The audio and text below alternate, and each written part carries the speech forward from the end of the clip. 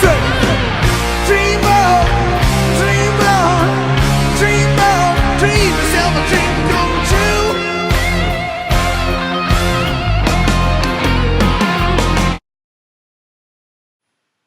What is Don't Ask, Don't Tell? Don't Ask, Don't Tell is the policy that prevents any ranking officer from finding out the sexual orientation of any fellow soldier, and from having homosexual soldiers confess their orientation in order to be discharged. This was made to allow homosexual soldiers to serve in our armed forces without having to state that they are homosexual. This also prevents other soldiers from harassing their homosexual counterparts. To properly understand why Don't Ask, Don't Tell is such a controversial topic in today's government, you need to first understand why it was needed. Since the Revolutionary War, soldiers have been discharged due to their sexuality. During Vietnam, openly homosexual individuals were allowed to serve in the armed forces because of the need for more troops. These troops were harassed due to their sexual orientation. In the 1970s was the first gay and lesbian rights movement. Part of this movement targeted anti-military personnel.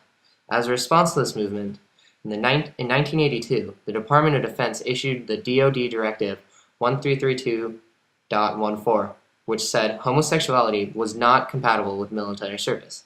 After Clinton was elected, Congress voted the Department of Defense's directive into federal law. Clinton tried to repeal the directive and met heavy opposition. Clinton and his opposition made a compromise, which was Don't Ask, Don't Tell. We finally strengthened our laws to protect against crimes driven by hate. This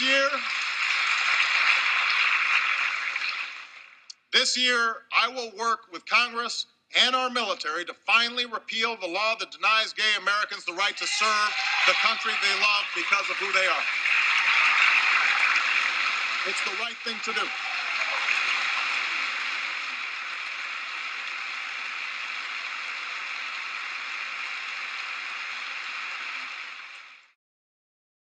In recent years, the Don't Ask, Don't Tell policy has come under question as to whether it is constitutional or not.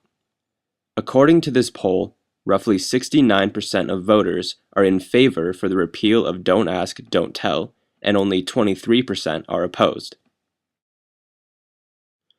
Recent public opinion polls have been varied.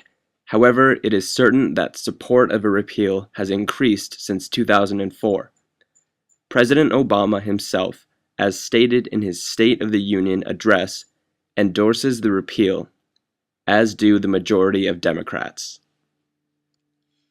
The chairman of the Joint Chiefs of Staff, Admiral Mike Mullen, endorsed the repeal of Don't Ask, Don't Tell. He put it in this way, and I quote, "I cannot escape being troubled by the fact that we have in place a policy which forces young men and women to lie about who they are in order to defend their fellow citizens.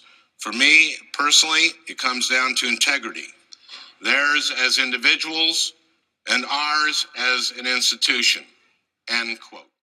But is there any reason to think unit cohesion or military readiness is going to be negatively affected? No. There simply is no reason to think that. In fact, let's look to the military's own thinking on this question. A recent article in Joint Force Quarterly concluded, quote, "There is no scientific evidence to support the claim that unit cohesion will be negatively affected if homosexuals serve openly," unquote. No scientific evidence. Congress's ineffectiveness to repeal Don't Ask, Don't Tell reveals to us that a heavy opposition towards gay enrollment in the military still exists. The military states that a gay's presence, quote, "would create an unacceptable risk to the high standards of morale, good order and discipline, and unit cohesion that are the essence of military capability," end quote. However, could one's sexual orientation corrupt the order and morality of our military? We don't believe that a genetic disposition towards the same sex is unethical or correlates in any way with military organization or disciplinary methods. Since the United States allows closet gays in, it shows homosexuality isn't necessarily a problem. The problem is the social or political aspect of their sexual orientation. Gays have a history of harassment in the military, and the government tries to protect them through sexual anonymity. Although, shouldn't we punish the harassers, not the harassed?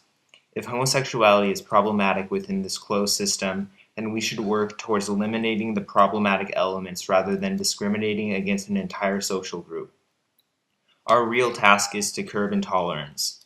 Air Force General Norton A. Schwartz stated he believes gays could be integrated openly into the Air Force, but an immediate repeal would be too hasty.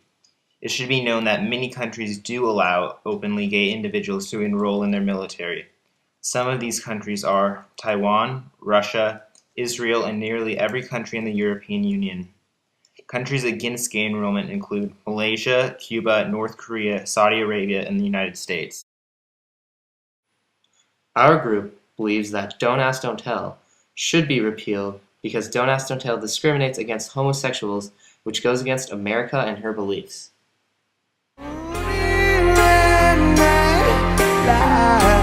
Dusk to dawn.